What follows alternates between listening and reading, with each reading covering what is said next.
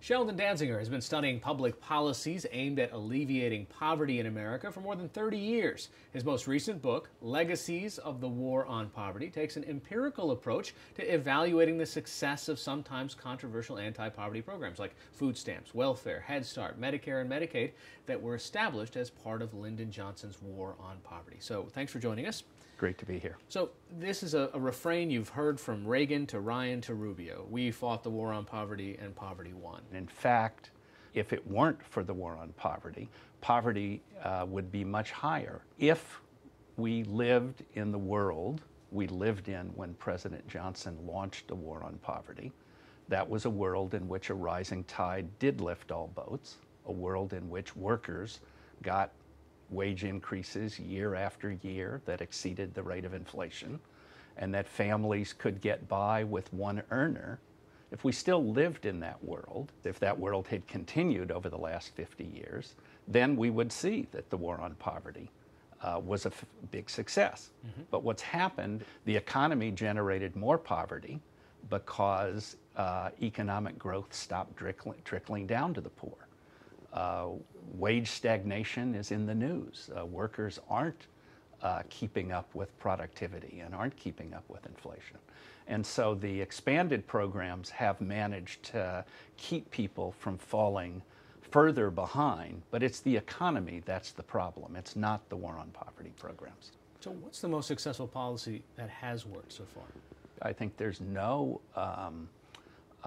disagreement. Think of Medicare, Medicaid, and the expansion of Social Security, all due to the Johnson war on poverty. The elderly have had dramatic declines in poverty, and all the elderly have access to health care.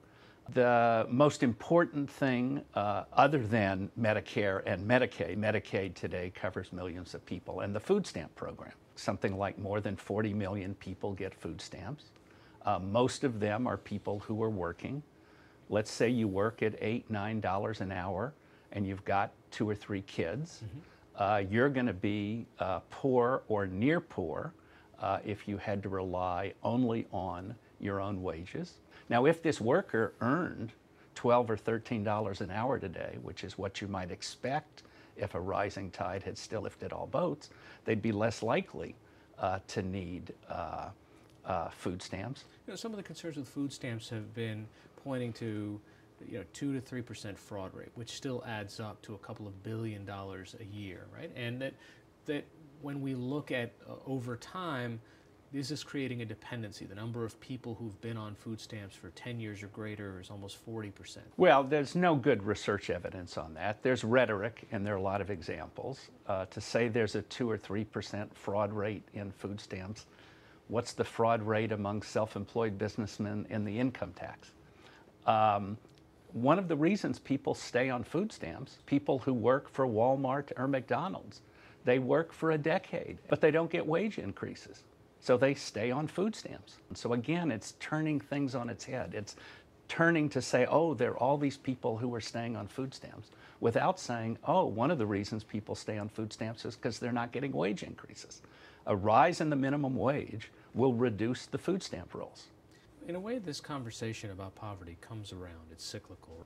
Why are we having this over and over again? I mean, why is there so much more of an active discussion in the country but less action?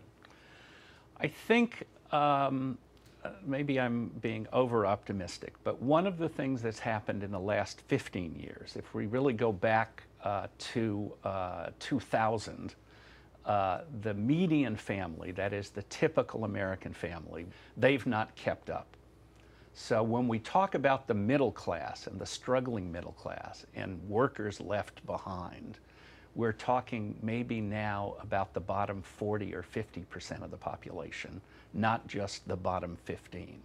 And I think that's why a number of cities have raised the minimum wage. And indeed, a number of private employers, the Gap, Walmart, have said they're going to start raising the minimum wage. So I think, unfortunately, it means economic distress is much more common than it was in 2000. But it also may mean that it's going to be easier to do something, and more of the presidential candidates, I think, are talking about doing something than was the case, say, during the George Bush administration. So what's the single most important thing we could do to help people living below the poverty line? Probably change our views about why people are poor. Americans tend to blame the poor for their poverty. They think of the person who doesn't take a job. They don't think of the person who's looking and looking and looking, and employers aren't hiring them. Europeans tend much more to blame the system. European would say it's an economy that's replacing workers with machines. It's an economy in which firms manage to hold down wages or even cut wages when profits are at an all-time high. So changing how we look at the economy and how we think about the role of government, both in helping the poor and in making the rules of the game more fair, I think would be an important thing. All right, Sheldon Danziger, thanks so much for joining us. Thank you.